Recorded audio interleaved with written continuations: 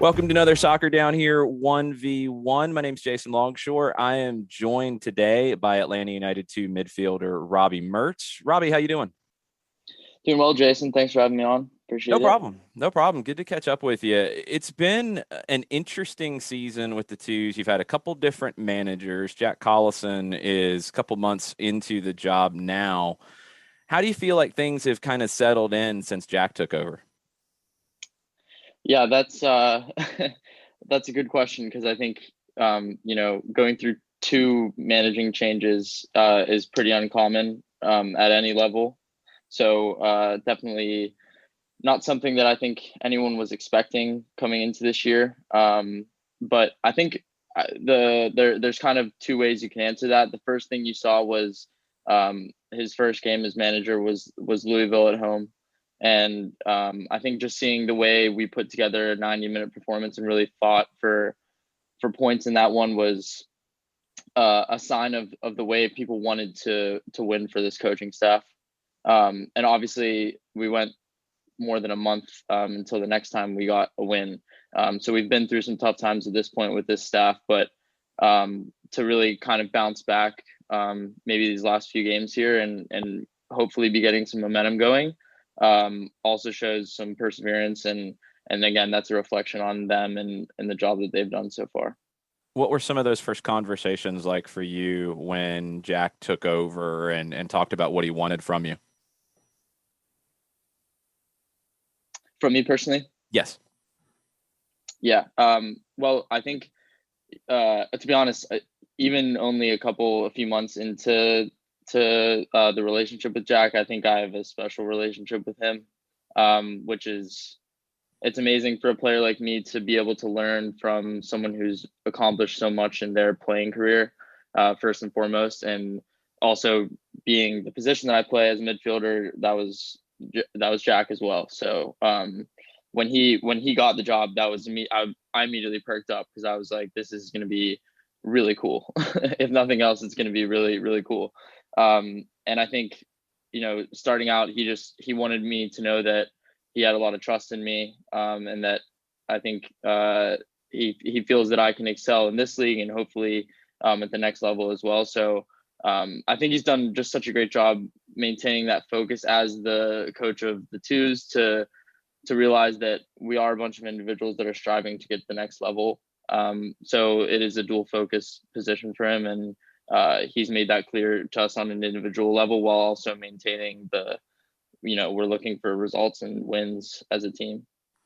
I think what struck me the most about your game over the last maybe month or so is you're able to find that balance between being secure and dropping in and putting in the hard work when you need to, but also being very free to create and looking for those opportunities to kind of pull a little bit of magic and create opportunities for others.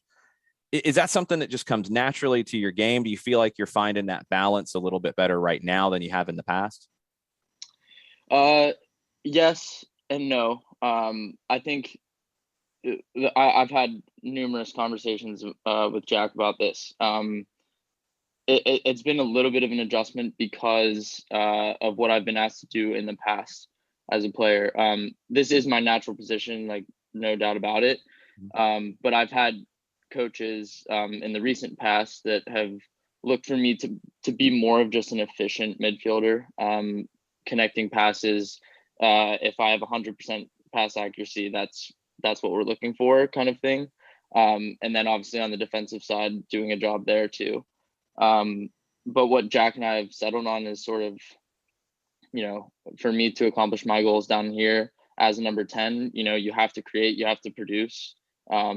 Obviously, it's not lost on me that I haven't gotten off the starting line for goals yet, and I'm still looking to do that and add into the attack. And I've been happy with my performances as of late, but obviously there is something missing there.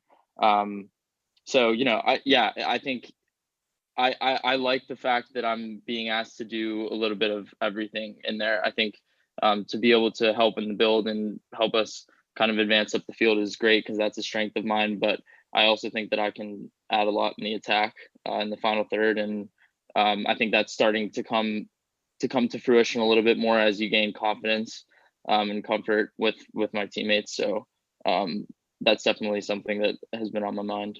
Is some of that down to the chemistry as people have kind of come and gone, joined the twos for a little while, went back to the first team, come back, injuries as well? Do you feel like maybe the chemistry starting to perk up a bit as well?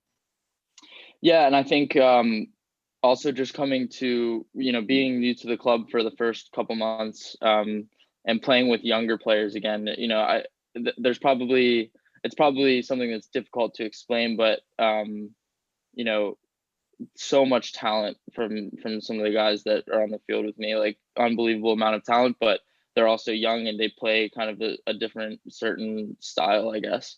And the club has its own philosophy as well. So those are all things that you adjust to. And I think I'm finally, if I hadn't already, I'm finally starting to gel with that a little better, and that's helping a lot. So you kind of went through what some of the homegrown guys and the academy guys went through. You came up in Pittsburgh as an academy guy. It's a different setup. It's not the same idea as we see here, but then you became kind of the hometown hero. So has that helped you in dealing with guys like Will Riley and a Johnny Fortune, David Mejia, some of these young central midfielders that you're seeing play alongside you? Well, I would say no, honestly. What's interesting about my time in Pittsburgh, I guess, was that the club there is in, even though it's an older club than Atlanta United, it's in a different spot. Obviously, it's first team plays in the USL, so and their academy is in a different spot as well. They're still trying to make their way into like the top level of academy football in the United States, whereas Atlanta is obviously already there. So like my time with the academy was limited growing up, to be honest. Like I was part of like the first academy team for the Riverhounds to play games, scored their first goal in academy history, like that sort of thing. But like a lot of my club soccer was played for a different club in Pittsburgh.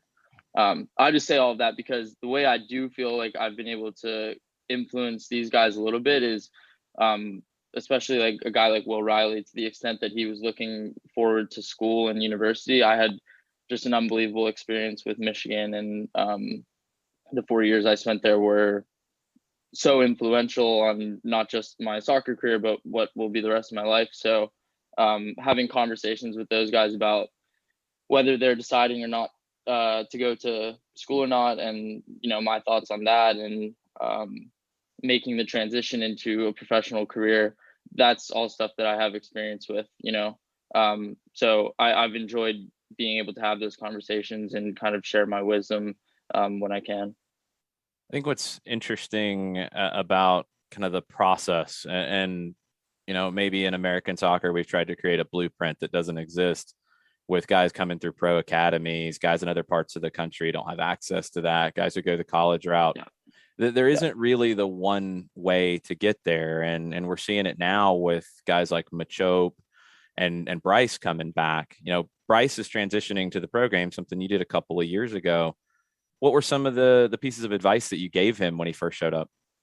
Yeah, I think that's an awesome point, by the way, because, it's been difficult at times for me, honestly, on a personal level, being that I'm 24 years old and I feel like I'm one of the older guys around here. I'm like, I still have so much left in the tank, like what, why do I have to feel like the age old veteran around here? But that's just the way it is, but at the same time, like what I've kind of tried to tell myself is that everyone's path is going to be different.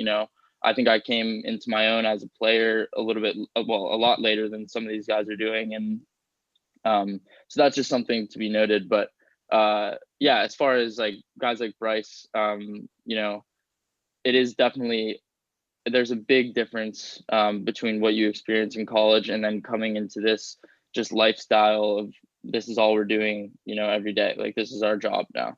I always liked the way that when you were a student athlete, you had so much going on. And, it enabled you to just kind of balance everything out a little bit as far as soccer, school, your social life, everything. But now we're in a position where we're putting everything into the game of soccer. And so just mindset wise, that's a big shift. And I think it's nice to have the support of your teammates in the locker room and to be able to spend time with those guys and lean on them when you need to. But Bryce has done a great job so far. And I think you can see why he was so valuable to the team in Pitt, because he's adding a lot to our team right now as well. It's been really obvious that, you guys with such a really interesting mix of individuals, now that it's been kind of a consistent group and you've had Jack at the helm, it feels like there is a togetherness that, frankly, in Atlanta United 2 history has been hard to come by with the roster changing so much.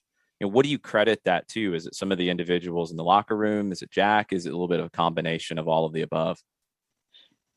Yeah, it is a combination, and that's not something that's lost on me. Even though I wasn't here the last couple of years, I know that this team has been through a lot in terms of going out there certain games in a legitimate professional league and just not having the ability to compete really. And that's not the case at all right now. In fact, just this morning I got out of training and sent a text to my dad, and I was like, we're this squad, the competition within this squad right now is unbelievable. I mean, we're getting guys back from injury. We're still having obviously guys coming up from the academy, and then you add in a few guys coming down from the first team, and it's like, lots of numbers, lots of quality, guys who are hungry to get into the team and play minutes. So I mean, that's a high class problem, and that's something Jack will tell you. That's a problem that they want to have, is these difficult decisions on not just who's going to get in the starting lineup, but who's going to be in the 18, who's going to get minutes at all. So I think hopefully we're not going to see any sort of a drop in terms of difficulty with chemistry or anything as a result of that. It's just going to raise our level, raise our urgency and intensity, because you're seeing we're winning games just as a result of the energy and the fitness that we bring. I think that was a big part of the Indy win the other day. So yeah, I think things are really looking up right now for us. Yeah, that was a huge part of the Indy win, and it started so fast. The pressing, the organization, in the way that you guys defended high up the field, was that something that you'd been working on for a little while, or was it something more recent? Yeah, our press it's been very central to everything that we've done since Jack took over. It's something we work on pretty much before every game, tweaking it as we need to, depending on who the opponent is. But ultimately, the core of it remains the same. And I think it's been great to see just, anyone who's come in and played minutes for us has been capable of maintaining that level of pressure. And I can tell you this from playing against Atlanta United too, but also the other MLS two teams in the USL with Pittsburgh. It is not easy to play against us, and I think that's very advantageous to have teams come in and recognize that it's going to be a difficult 90 minutes regardless. And obviously that doesn't solve all of our problems, but to come out of the gates fast like we did the other night against Indy is huge, and hopefully we can continue to do that in these next few games. Just put teams under and don't look back. For people who maybe aren't as experienced in playing in this kind of a setup, or watching this kind of a pressing team and the way you guys do it, what does it do for you as a player specifically when you're either leading that press up high, or you're able to pick up some of those second balls, some of those loose balls in the midfield, and then be that playmaker? Yeah, I think what you see is that we can win the ball in better areas, as opposed to where we'd be sitting in and winning the ball in our own half and then having to build out. If we're pressing the ball higher up and we can win it in the opponent's half, then that puts us in a much better position where we can just go to goal right away. And we're not in a risky area. We can start taking risks on the ball as soon as we win it back. The downside perhaps is that if a team is willing to just kind of play past you and put it into our back four, put it in behind our line, then we've had games this year where it's pretty wide open and it's back and forth. And certainly as a midfielder, that's actually been a big adjustment for me, because I haven't really played with a team that's press all the time before. So when it turns into a bit of a track meet, you have to have the fitness and the legs for that. And I think that took a toll on me early on. But I've adjusted to it a little bit better now, and it's about being smart as well. It's not just it's not all about like your fitness and how much you can run, but like picking the correct moments as well. So yeah, but it's definitely, we've come into our own with the press a little bit, and I think we feel good about how our team defense is at the moment. Yeah, it feels like it's really taken a big step forward. It showed a lot in that Indy game.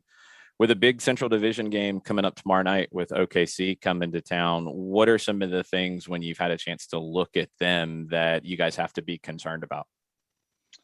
Yeah, they're a team that's made some big improvements, I think, as the year has gone on with the squad that they already had, but also they've added a few guys. I know they've gotten a few guys on loan, and then I played with a guy, Declan Wynn, in Colorado, that is playing for them now as well. So definitely an improved squad, and I think tomorrow will be the best version of them that we've played so far this season. But we've got unfinished business with that team because we were up 1-0 last time they came to us and ended up losing 2-1. So especially in this moment in the season, which we've identified as a huge week for us. Last game we got it done. It was kind of do or die before that game, and I think tomorrow is no different. So just have to come and put our best foot forward, and after that, you're not gonna have any regrets, but just leave it all out there, and I think we'll do that tomorrow night. One other thing that's jumped out to me recently too that I wanted to ask you about is feels like the crowds are picking up a little bit, and they're picking up in volume as well. It's been really cool to see that support for you guys. Do you notice it? Do you hear it? Does it impact you guys on the field? Yeah, I think it started to kind of these last few games. We've talked about it a little bit. Someone mentioned the other day, which I didn't know, that the first game Atlanta United 2 ever played at Kennesaw, there was like 6,000 people there or something. And we just kind of jokingly said, like, it'd be amazing, make the playoffs and like see what happens. Like, can we get back to a number like that? I think that more than anything, like, people are just enjoying the style that we're playing, and they're enjoying the product on the field. I mean, like I said, I've just been so impressed by the guys on this team.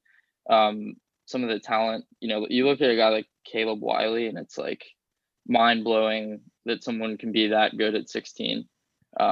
What he's doing is unbelievable. So, for the fans, I think they just want to come out and see that, and enjoy watching a good soccer game. And I think we've given them that, win or lose recently, that they're watching exciting football. And so yeah, it's been great to see, and hopefully we can kind of continue the momentum and get the buzz going, and I think more people will come. Looking forward to a big, loud crowd tomorrow night as OKC comes to town. Robbie, best of luck. Hopefully that goal comes here soon. I thought you had it last week. I thought that was coming. I was joking around. I was starting to celebrate. Like, my hand was going up because I thought it was in. So I felt kind of robbed by that one. But yeah, it'll come. It's coming. You've been in a great run of form. I'm sure that's going to continue. Can't wait to see you guys tomorrow night. Thanks for the time. Thanks, Jason. Appreciate it.